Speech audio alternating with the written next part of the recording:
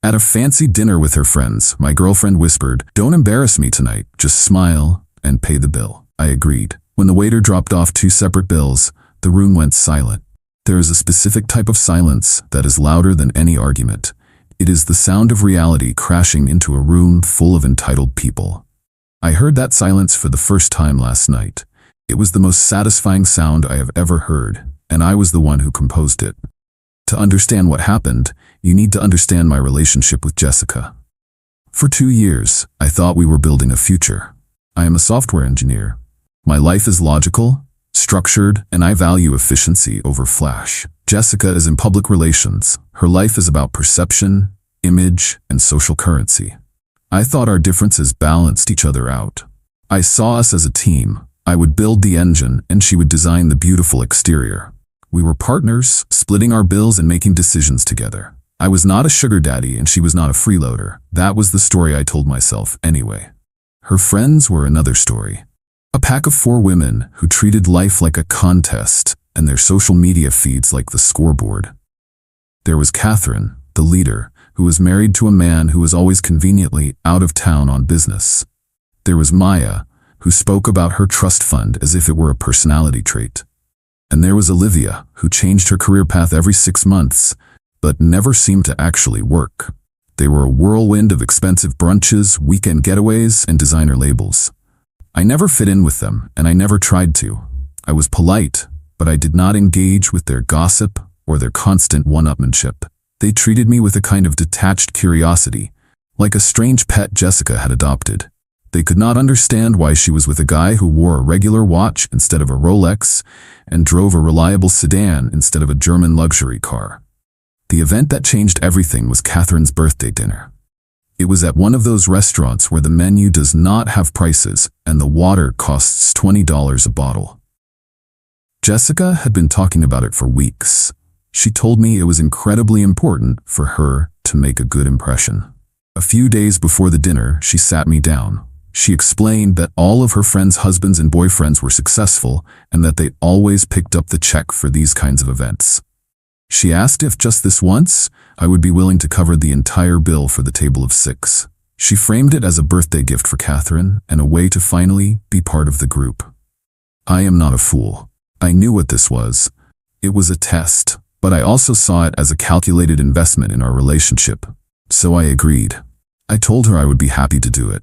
Her relief was so profound it should have been a red flag, but I ignored it. Last night, we arrived at the restaurant. Her friends were already there, dressed to the nines, and already on their 2nd bottle of champagne. The conversation was a blur of names I did not know and places I had never been. I was an outsider, an observer, and that was exactly how they wanted it. As we were looking at the menus, Jessica leaned over to me. Her smile was tight, her eyes were sharp. She whispered, so quietly that only I could hear, "Don't embarrass me tonight. Don't talk about your boring coding stuff. Just smile, nod, and pay the bill when it comes. Can you do that for me?" And there it was, the truth stripped bare of all pretense. I was not a guest. I was not her partner. I was a function, a wallet, an accessory she needed to complete her image for the night. Something inside me did not break. It clicked into place. All the small moments of disrespect, the little condescending comments, the times I felt tolerated instead of loved, they all aligned into a perfect, clear picture. I saw the system, and I saw the flaw. I looked back at her and gave her my most reassuring smile. "Of course," I said. I agreed. "I will take care of it." She squeezed my hand, satisfied, and turned back to her friends. For the rest of the dinner, I played my part perfectly. I smiled, I nodded. I listened to their stories about yacht parties and trips to Aspen. They ordered with abandon. Appetizers, lobster, the finest steaks, multiple bottles of the most expensive wine. They were not just having a meal. They were running up a score, and I was the one who was supposed to pay for the points. About halfway through the main course, I excused myself to use the restroom. I did not go to the restroom. I found our waiter, a professional man in his 40s with tired eyes. I pulled him aside.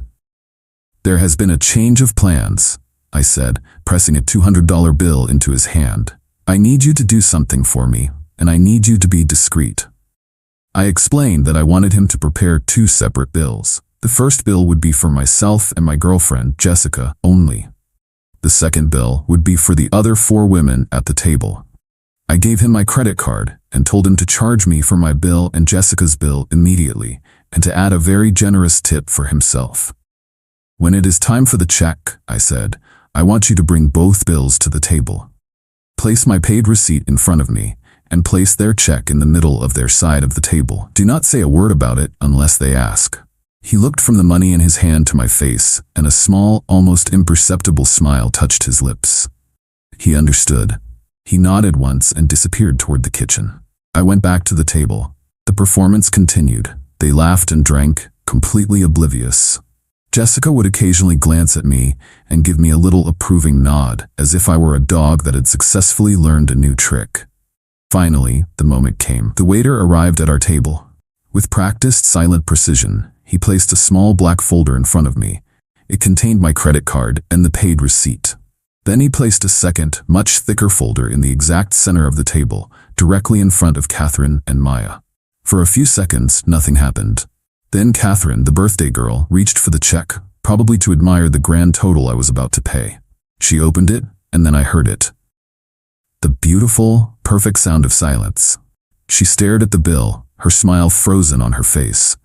Maya leaned over to look, and her eyes went wide. Olivia and the other friends stopped their conversation mid-sentence.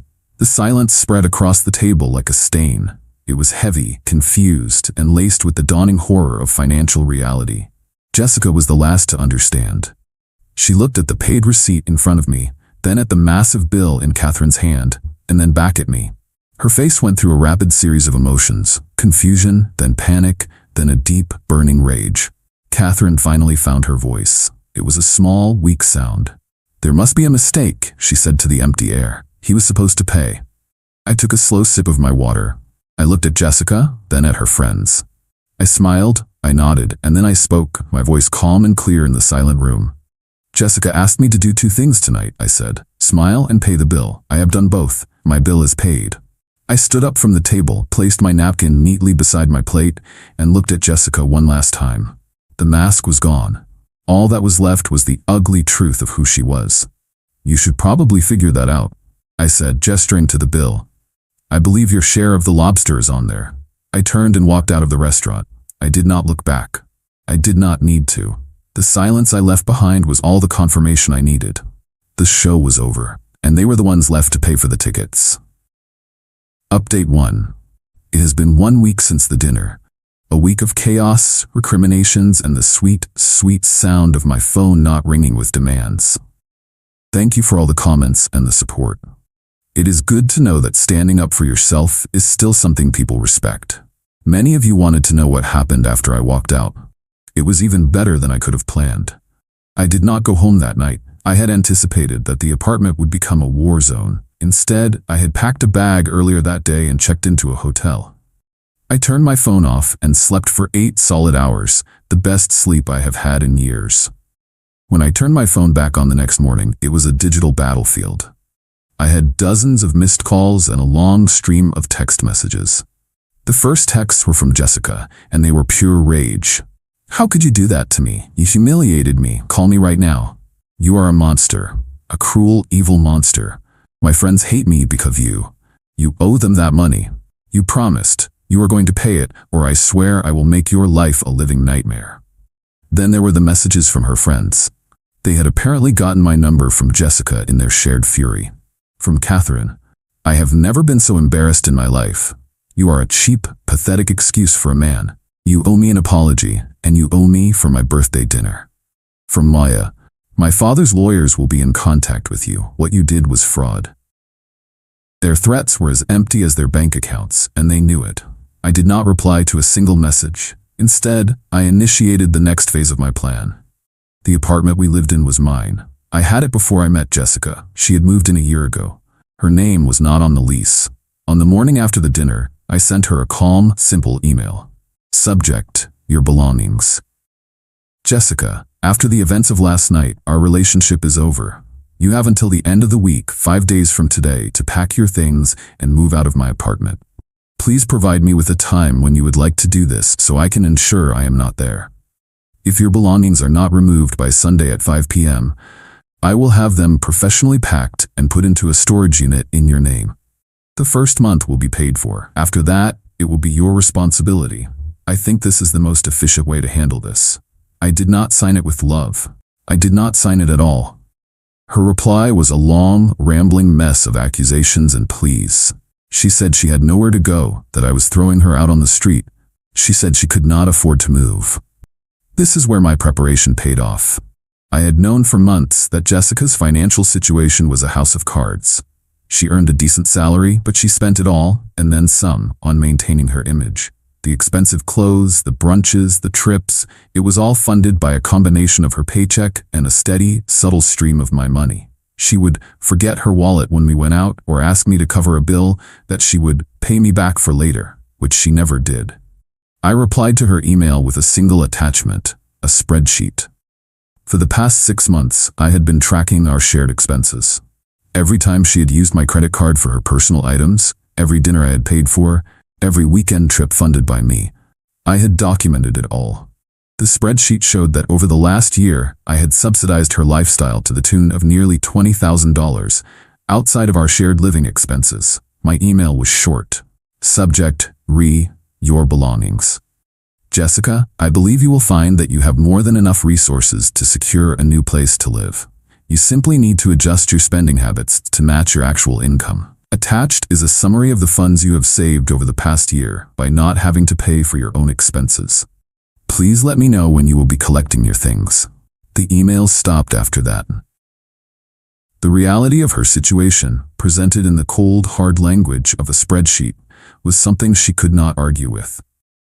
The best part of the fallout, however, was what happened between her and her friends. I heard from a mutual acquaintance that the dinner bill was over $3,000. Without me to cover it, the 4 of them were left to split it. For women who lived on credit and perception, a sudden, unexpected bill of over $700 each was a catastrophe. They did not handle it gracefully. Catherine insisted that since it was her birthday, she should not have to pay as much. Maya argued that she had only had 1 glass of the expensive wine, so her share should be smaller. The argument apparently devolved into a screaming match in the middle of the restaurant. They ended up having to put the bill on multiple credit cards. And the friendship, which was built on the shaky foundation of social climbing, completely fractured. They all blamed Jessica. She was the one who had brought the broke loser into their group. She was the one who had guaranteed he would pay. Her social standing, the thing she had valued more than our relationship, was now in ruins. She had been cast out of the very group she had tried so hard to impress. She has chosen Saturday to move her things out. I will be at my office, running a system diagnostic. It feels fitting. I am debugging my life, removing the corrupted files, and preparing for a system reboot. She thought she could use me. She thought I was just another line of code she could manipulate. She forgot that I am the one who writes the code. Update 2. It has been a month since the night of the separate bills. The process of detangling my life from Jessica's has been both methodical and, in a strange way, deeply satisfying. Every box she carried out of my apartment was another step towards my own freedom. The move out was as pathetic as you might imagine. She did not hire movers. She could not afford them. She and her mother spent a Saturday hauling boxes and furniture out of my apartment. I was not there as promised. I had a friend, a large and imposing guy named Ben, stay at my place to supervise. He told me the atmosphere was thick with resentment. Jessica's mother kept making comments about how her daughter had wasted her best years on me. Ben just stood there, arms crossed, and made sure they did not take any of my things. The real consequences for Jessica and her friends, however, have been far more severe than a fractured friendship and a large dinner bill. My plan did not end when I walked out of that restaurant. That was just the beginning. A few weeks ago, I received a certified letter from a lawyer representing Catherine's husband, the one who was always out of town on business. It turns out he was not just out of town. He was in the process of a long, quiet separation from her, documenting her spending habits in preparation for their divorce. The $3,000 dinner bill, charged to a credit card he was monitoring, was the final piece of evidence he needed to prove her reckless spending of marital assets. The letter was not a threat. It was a request. He was asking if I would be willing to provide a statement about the events of that evening. He wanted to confirm that Catherine and her friends had ordered extravagantly with the full expectation that someone else would be paying. I had my lawyer draft a formal, factual statement. I detailed Jessica's request for me to pay, her friends' ordering habits, and the final bill. I did not add any emotion or opinion. I just provided the data. That statement, I am told, has become a key exhibit in their divorce proceedings. Catherine is not going to get the generous settlement she was expecting. She is going to be held accountable for her lifestyle. Then there was Maya, the one with the trust fund. Her angry threats about her father's lawyers prompted me to do a little research. A few searches of public records revealed that her family's wealth was not as secure as she pretended. Her father's company had been hit with a major lawsuit a few months ago, and their assets were under scrutiny. I did not do anything with this information directly. I did not need to. I simply sent an anonymous email to a well-known financial gossip columnist in our city. The email contained a tip about the restaurant incident, framing it as a story about the children of the elite living large while their family fortunes crumble. I included the names of the restaurant, Maya, and her father's company. The columnist, always hungry for a story about the rich behaving badly, wrote a small but scathing piece about it. The article did not mention the lawsuit directly, but it raised enough questions to cause a stir. The negative publicity has apparently caused a great deal of trouble for her father and their ongoing legal battles. Jessica's life, in the meantime, has completely unraveled. After moving in with her parents, she tried to continue her smear campaign against me. She told everyone I was controlling and financially abusive, but her credibility was shot. Her closest friends, the ones she had tried to impress, were now her enemies. They were telling everyone who would listen the true story of the dinner, painting Jessica as a user who had brought disaster upon them all. The final move I made was for my own peace of mind. Jessica's name was still on the application for the apartment we had been planning to rent together once my lease was up. We had put down a significant security deposit months ago from our joint account. She had been texting me, demanding her half of the deposit back. I contacted the management company of the new building. I explained that we were no longer together and that I would be withdrawing my application.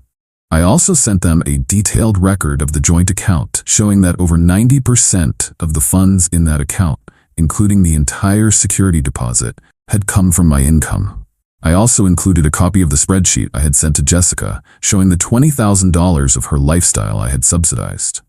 I suggested that, given the circumstances, the most equitable solution would be to refund the entire deposit to me. The management company, faced with a potential legal headache, agreed. They mailed me a check for the full amount. I emailed Jessica a copy of the letter from the management company, along with the voided check. I told her that I considered the matter of her share of our savings to be settled. She is now truly on her own, no friends, no financial safety net, and a reputation that is in tatters. She is living with her parents, a 30-year-old woman whose entire life of perception and image has been exposed as a hollow shell. She tried to use me as a stepping stone, but she misjudged the stone and fell into the river. Final update. It has been 6 months. The silence on my end has been total, but the echoes of that one dinner continue to reverberate through the lives of the people who were there. I have moved on, but I have also kept an ear to the ground. The final outcomes are, in a word, perfect. My life has improved in every measurable way. I got a promotion at work. I have been focusing on my health, and I have reconnected with old friends who I had neglected while I was busy trying to fit into Jessica's world. My new apartment is my sanctuary. It is decorated with things I like, not things that are meant to impress people I do not care about. It is quiet, it is logical, and it is mine. The lives of Jessica and her friends, however, are a study in karma. Catherine's divorce was finalized last month. As I suspected, my statement had a significant impact. Her husband was able to prove a pattern of wasteful spending, and her final settlement was a fraction of what she had expected. She had to sell her car and is now living in a small apartment, a far cry from the lavish home she once occupied. The queen bee has lost her throne. Maya and her family are still dealing with the fallout from the negative publicity. The lawsuit against her father's company ended in a settlement that cost them a fortune. They are not poor, but their days of casual, conspicuous wealth are over. Maya, I am told, has had to get a real job. The trust fund is no longer a personality trait. It is a lifeline she has to carefully manage. Olivia, the fourth friend, has faded into obscurity. Her social climbing ambitions were tied to Catherine and Maya. With their fall from grace, she has no one left to cling to. And Jessica. Her story is the most complete. After months of living with her disappointed parents, she finally found a new job. It is a step down from her previous position with less pay and no prestige. She has moved into a small studio apartment in a less desirable part of town. She is living the life she can actually afford, and she is miserable. The final, satisfying piece of news came to me indirectly.